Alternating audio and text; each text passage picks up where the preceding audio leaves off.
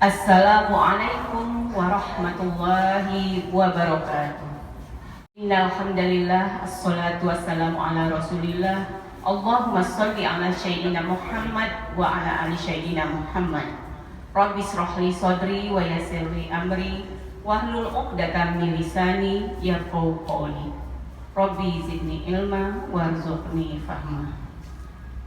Anak-anakku yang Umi banggakan, seorang sahabat bertanya kepada Rasulullah SAW, "Ya Rasulullah, ayyu amal afdal?" Ya Rasulullah, amal apakah yang paling utama? Rasulullah menjawab, "As-sholatu ala waktiha." Sholat tepat pada waktunya. Kemudian sahabat bertanya kembali, "Tsumma ayyu ya Rasulullah? Apalagi ya Rasulullah?" Rasulullah menjawab, "Jihad fisabilillah." Berjuang di jalan Allah. Lalu sahabat bertanya kembali, "Tsumma ayyu ya Rasulullah? Apalagi ya Rasulullah?" Rasulullah kemudian menjawab lagi, "Birru walidain." Berbakti kepada orang tua.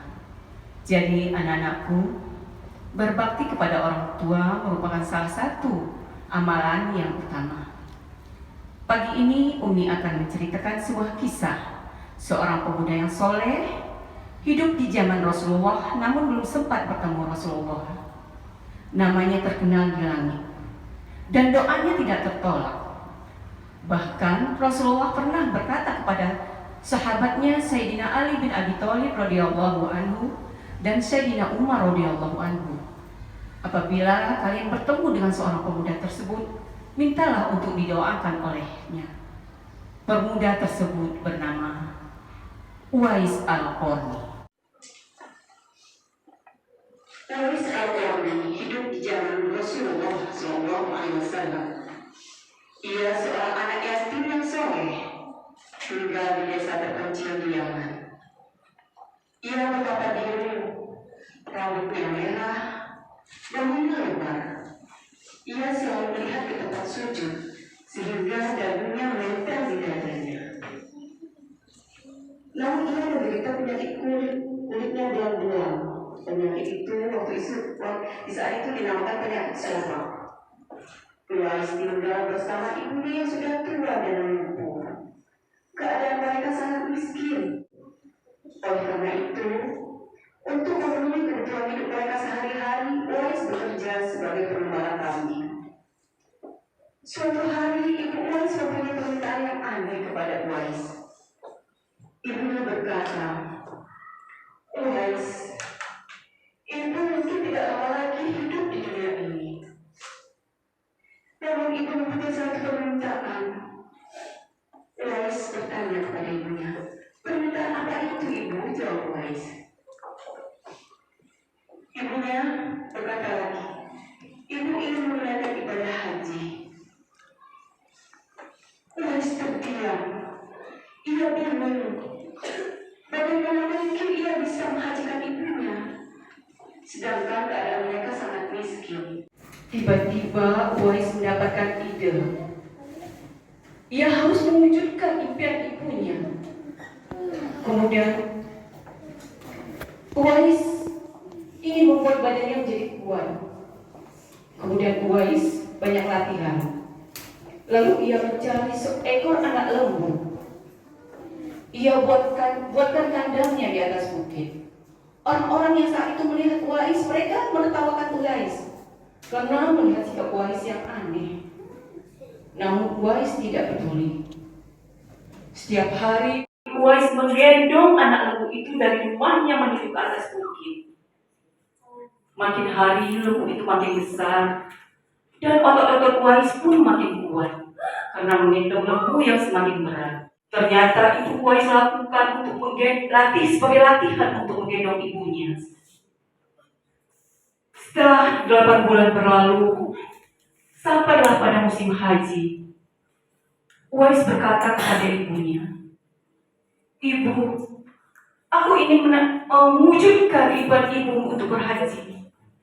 "Bagaimana mungkin, Uwais?" kata ibunya. "Sedangkan keadaan kita sangat miskin." "Tidak ibu, untuk berhaji." Ibunya menjawab, "Bagaimana mungkin anakku. Ibunya menangis terseduh. Uwais berkata, ibu, cepatlah naik ke pundakku. Aku akan meminta ibu ke kota Mekah dengan berjalan kaki. Sedangkan jarak antara Yaman dan kota Mekah saat itu lebih kurang sekitar 1000 kilometer. Betapa jauh Uwais menggendong ibunya menyusuri bukit-bukit yang tandus. Namun besarnya cinta Uwais kepada ibunya, ia rela menempuh perjalanan yang begitu jauh, melewati padang pasir yang sangat tandus. Setelah berhari-hari, sampailah mereka di kota Mekah. Di depan Ka'bah bercucuran air mata ibunya Uwais. Uwais pun berdoa kepada Allah SWT. Ya Allah, ampunilah dosa ibu-ibuku. Mendengar doa Uwais, ibunya bertanya, bagaimana dengan doamu Uwais? Apakah engkau tidak ada suatu permintaan kepada Allah SWT? Uwais Al-Qarni pun menjawab, cukuplah ibu, ridho ibu yang akan membawa aku ke surga. Amin. Karena ibu ridho, ibu minta ridho kepada Uwais. Seketika itu juga penyakit Uwais yang benar-benar menjadi sembuh. Dan ketika ia wafat pun para penduduk Yaman hilang, karena banyaknya orang-orang yang mereka kenal turut memandikan, turut mengkampanye, bahkan turut menguburkan jenazah Uwais. Yang hadir tersebut ternyata para malaikat yang berebut untuk mengurusi jenazah Uwais. Betapa mulia jenazah seorang anak yang berbakti kepada orang tua. Allah akan sangat meridhoinya, dan doa-doanya tidak akan pernah ditolak oleh Allah SWT.